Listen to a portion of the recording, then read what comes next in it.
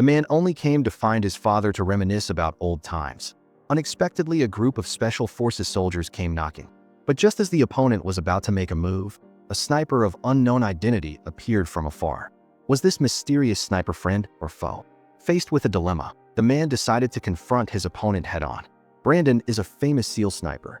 Throughout his long career, he finally got his first leave of the year. At this moment, he was comfortably curled up at home, completely engrossed in playing a shooting game. Just as he was complaining about his incompetent teammates, the loud hum of a helicopter suddenly came from outside the window. Before Brandon could react, a loud explosion rang out, and the door was blown into countless scattered fragments. A fully armed Special Forces team stormed in. Without a word, they immediately pinned Brandon to the ground.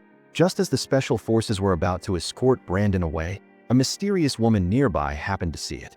This woman had originally come to assassinate Brandon, but unexpectedly, the CIA beat her to it. She could only quickly report the situation to her master. After hearing it, the opponent decided to activate Plan B. A moment later, Brandon was inexplicably tied up and taken to a CIA safe house. Agent John vehemently accused him of murder.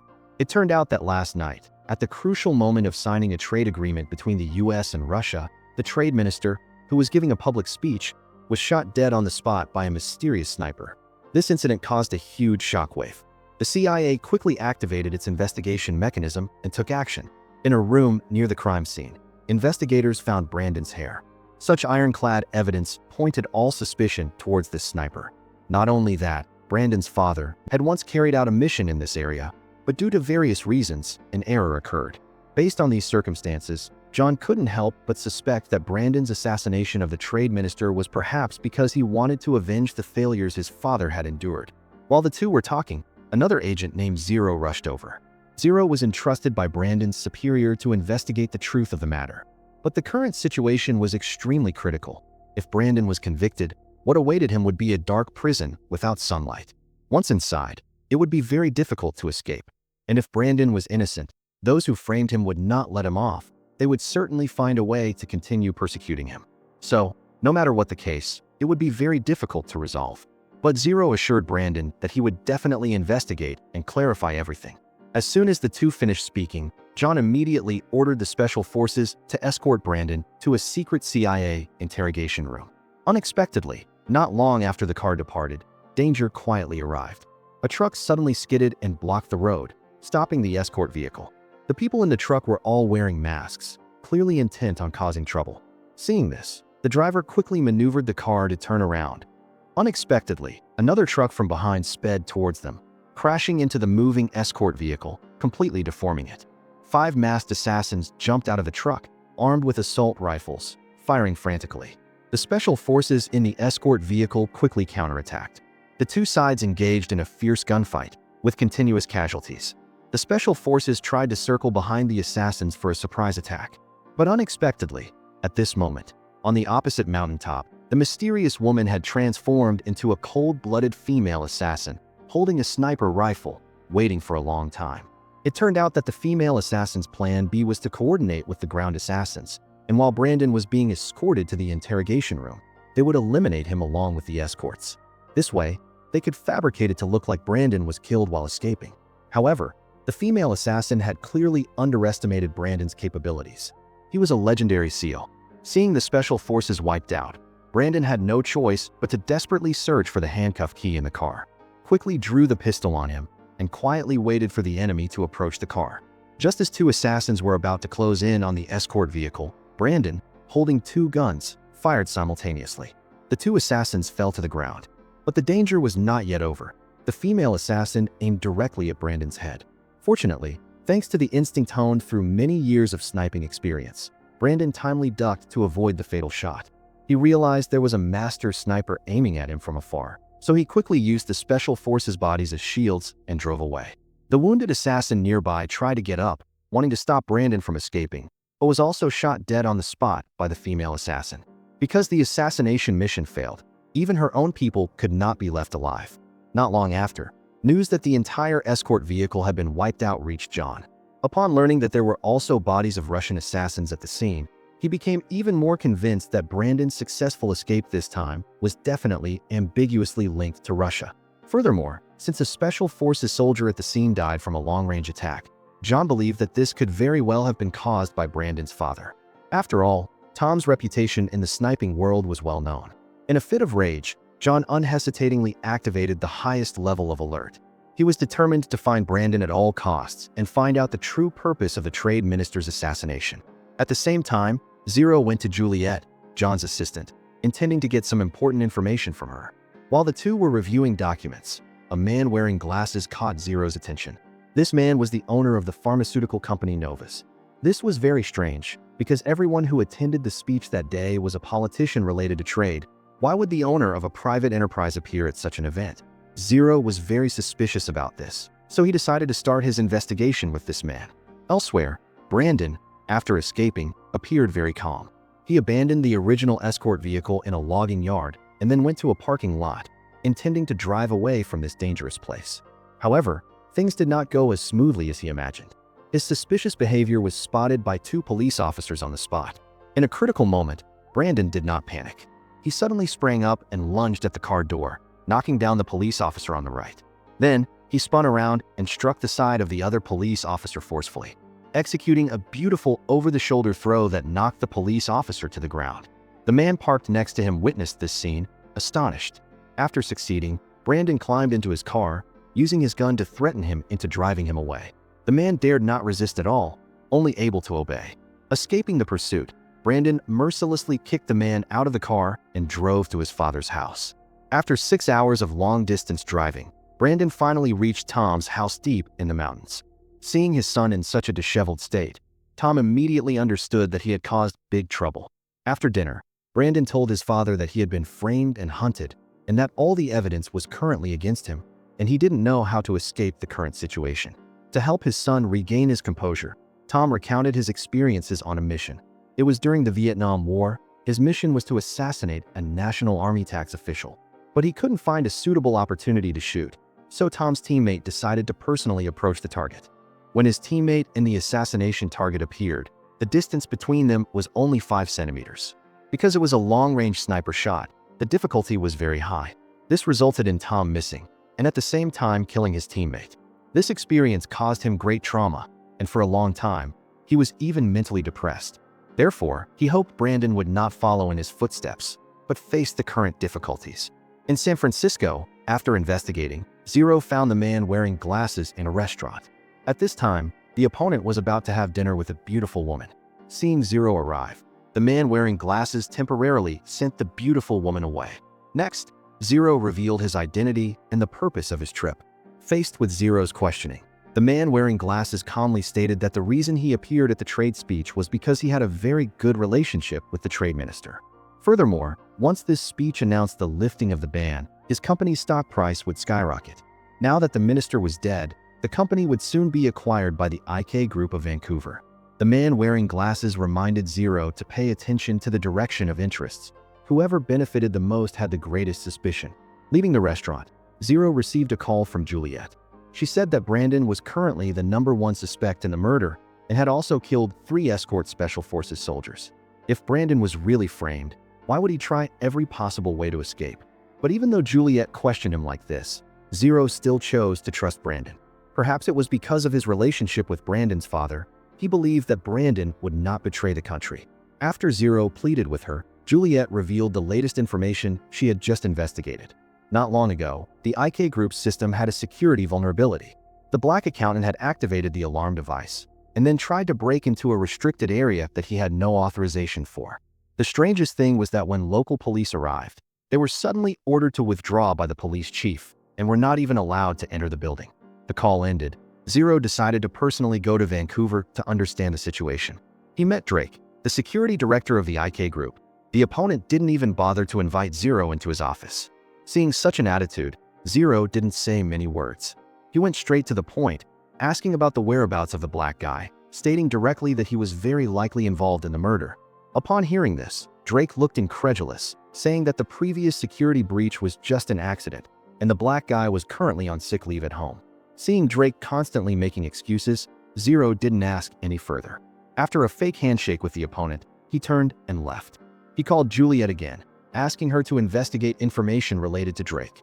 The results showed that this person was like a ghost. In the past 5 years, There was no information about him, as if he had vanished into thin air. Just as Juliet told Zero about these suspicious points, John suddenly appeared behind her. Juliet started, quickly hanging up the phone. Because the mission assigned to her by her superiors was to hunt down Brandon, but now she was secretly investigating this with Zero. John was naturally very annoyed. He demanded that Juliet not interfere in Zero's affairs anymore. After John left, Juliet sent an important message to Zero. It turned out that during the previous escort, a Russian assassin survived and was currently being treated at the hospital. Receiving the news, Zero immediately went to the hospital. He found the assassin unconscious in the hospital room. At this moment, Zero only wanted to know the truth, completely indifferent to the assassin's life or death. He told the doctor that this person was a suspect in a political assassination, and no matter what method was used, he had to be awakened immediately. After saying that, he even pulled out his gun to show his determination. The doctor, helpless, could only comply. 10 minutes later, the assassin woke up. Faced with Zero's questions, he remained silent. This action completely enraged Zero. "Who hired you?" "Boss, I really don't know. People just gave me money, so I came." The assassin was in agonizing pain. He said that when he talked on the phone with the person who hired him, the voice was very noisy, as if there was the sound of a helicopter. Other than that, he knew nothing. Seeing that this person's words didn't seem like lies, Zero thought for a moment and then turned to leave. At the same time, John and the others were secretly tracking Brandon's whereabouts. They found a letter exchange between Brandon and Tom at Brandon's house. Based on the information in the letter, he determined that Brandon must be hiding at his father's house. Just then, Zero also arrived from the hospital. He accidentally discovered a photo from Brandon's military days in his room. The tall, thin man in the last row was none other than Drake, the security director of the IK group. Zero quickly sent the photo to Juliet to investigate this person. But unexpectedly, the information showed that this person had died 5 years ago while on duty and had also been wanted for shooting civilians. Instinct told them that this person was definitely not simple. Not long after, Zero, after investigating, found the black accountant of the IK group in the underground parking lot. He didn't say a word, gripping the opponent tightly against the car hood, interrogating him for a while, then pressing him to reveal where Drake was and what they were up to behind everyone's backs.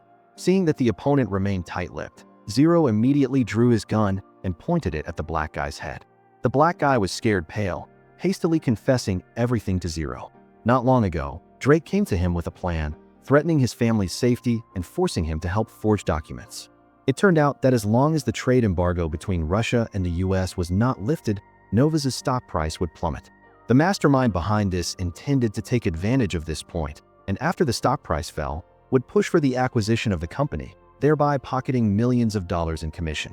The black guy knew that doing so was illegal, but Drake's violent behavior frightened him, and he could only reluctantly follow the opponent's arrangements.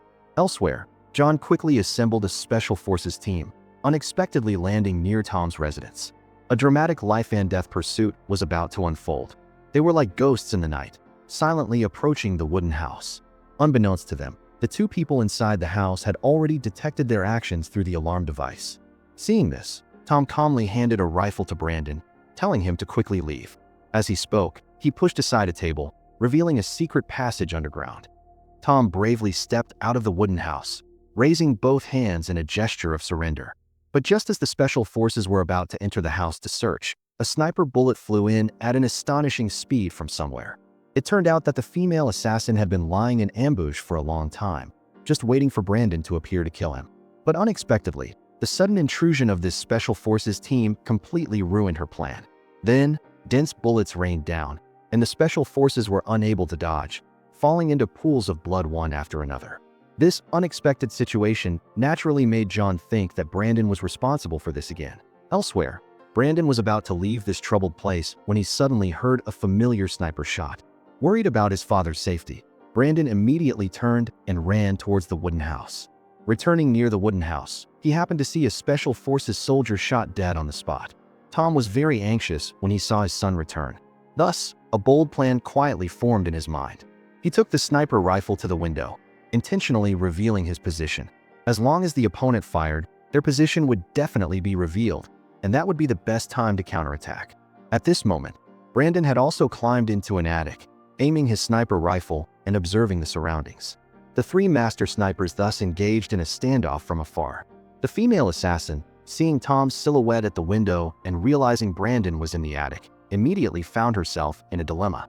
If she shot, her position would be revealed, but if she didn't shoot, she would miss a good opportunity to kill Brandon. Not firing would also mean she couldn't escape the current difficult situation. In this life-and-death confrontation between top snipers, even a slight movement could lead to being shot dead instantly by the opponent. Just as she was hesitating, the machine gun in the hand of the Special Forces soldier lying on the ground gave her an idea. She decisively fired, hitting the soldier's arm. The gunshot immediately broke the initial standoff, successfully attracting the attention of Brandon and Tom. The female assassin seized the opportunity to stand up and quickly fled the scene. But how could Brandon easily let this person go? He discussed a countermeasure with Tom and then split up, determined to capture the female assassin alive to clear his name. The female assassin, thanks to her ghillie suit, was perfectly hidden in the bushes, quietly waiting for Brandon to approach. When she saw Brandon enter her firing range, she gently pulled the trigger. Unexpectedly, Tom suddenly appeared from the side and shot the sniper rifle in the female assassin's hand. Brandon seized the opportunity to rush forward, using the sniper rifle to repeatedly strike her. The female assassin dodged, and at the same time, threw a throwing star that hit Brandon in the chest. She took advantage of his pain to quickly flee. Seeing this, Brandon pursued her. Then, two flying knives flew like lightning, and the two began a dramatic hand-to-hand combat. The female assassin had extraordinary strength. Thanks to her long legs, she beat Brandon into a daze, leaving him no strength to resist. More frightening was that the female assassin suddenly drew a dagger and attacked Brandon. Brandon couldn't dodge in time and was stabbed in the stomach. Before he could recover, the opponent skillfully used a rope to tie him tightly. Just as Brandon was on the verge of death, Tom appeared in time with a rifle, the cold muzzle pointed directly at the female assassin's head, ordering her to surrender her weapon. The female assassin, helpless, could only comply. After she was captured alive, Brandon breathed a sigh of relief. He quickly found the Special Forces communication device and contacted John, saying that he had captured the real culprit and told him to send reinforcements. Soon, John's car arrived at the wooden house, intending to take the female assassin to prison for further interrogation. While getting into the car, the female assassin showed very unusual behavior. Her eyes constantly darted around, as if she was looking for something. Brandon shrewdly noticed this small action and immediately asked John to call the escort team back. He believed that the female assassin's behavior was too strange, clearly worried that the mastermind behind her would kill her to silence her. Therefore, he could take advantage of this to bribe her, to get her to lure the mastermind out. After hearing this, John also found it very plausible. He immediately called the escort vehicle back and offered the female assassin a deal. As long as she helped eliminate the mastermind behind her, all charges against her would be dropped, and she would be allowed to leave the United States. Upon hearing this, the female assassin did not hesitate, immediately calling Drake to say that she had captured Brandon. But she needed to receive the remaining money before handing him over. Otherwise, they would all die together, and no one would get away safely. Drake was furious, but he wanted to personally deal with Brandon so badly that he agreed to the female assassin's terms, bringing Brandon to the villa for a direct exchange. However, what made Brandon very confused was that he and Drake had no feud. Why would the opponent want to push him to his death? It turned out that Drake and Brandon were once teammates 5 years ago. At that time, Brandon saw him shoot civilians and reported the incident to his superiors. But because Drake died in battle before being interrogated, the incident gradually faded into oblivion. Now it seems he didn't die then, but has always been looking for an opportunity to take revenge on Brandon. To ensure that he could capture him successfully this time, John decided to put detachable handcuffs on Brandon in case of an unexpected situation so he could escape in time. Tom also decided to personally provide sniper support. But would everything go as planned? At the same time, based on the clue provided by the Russian assassin earlier, Zero thought of the island where the wealthy lived. Sure enough, near the island, he heard the sound of a helicopter, just as the assassin described. Arriving at the island, he quietly sneaked into the villa. As a result, he accidentally discovered a family photo of the man wearing glasses on the living room table. The son of the man wearing glasses in the photo was none other than Drake, whom he had painstakingly searched for all this time. So the man wearing glasses was definitely the mastermind behind it all. Just then, Drake suddenly rushed out from the side, and the two fought fiercely in the villa. The fierce brawl lasted for a while, and Zero gradually found himself at a disadvantage. Faced with Drake's powerful attacks, he was completely unable to resist. The opponent seized an opening, rushed forward, grabbed Zero tightly, and slammed him into the swimming pool. At this critical moment of life and death, the man wearing glasses appeared on the upper floor, stopping Drake. Because he had a better way to make Zero confess. The two tied Zero to a chair, intending to use money to bribe him to work for them. When the opponent remained unswayed, Drake immediately wanted to shoot him dead. But just as he was about to make a move, the female assassin brought Brandon to the villa entrance. At this moment, Tom had also aimed his sniper rifle outside, ready to provide support. The gate slowly opened, and the female assassin escorted Brandon towards the building. But Drake was very cautious. He did not come out at all, and instead asked the female assassin to escort Brandon into the room. As soon as he entered the room, Drake fired without a word, wounding the female assassin. Brandon saw this and quickly broke free from the encirclement, starting his counterattack. But the opponent was too strong. Brandon, being a sniper, had no advantage in close combat. A similar scene unfolded as the two were too close, so Tom couldn't find a clear shot. If he made a mistake, he could very well kill his own son. The experience of accidentally shooting his teammate years ago made Tom hesitant to shoot. Just then, Brandon's voice suddenly came through his earpiece. "What's done is done. Let it go. I trust you, Dad." Hearing his son's encouragement, Tom finally made up his mind. Aiming, a gunshot rang out, and Drake, behind Brandon, fell to the ground. The boss saw that the situation was not good and prepared to flee, but unexpectedly, he was shot down on the spot by the female assassin. Afterwards, the boss was arrested, and the female assassin was also taken out of the United States as per the agreement. All matters were resolved. The film ends here. Thank you for watching the film. What do you think of this film? Please comment below.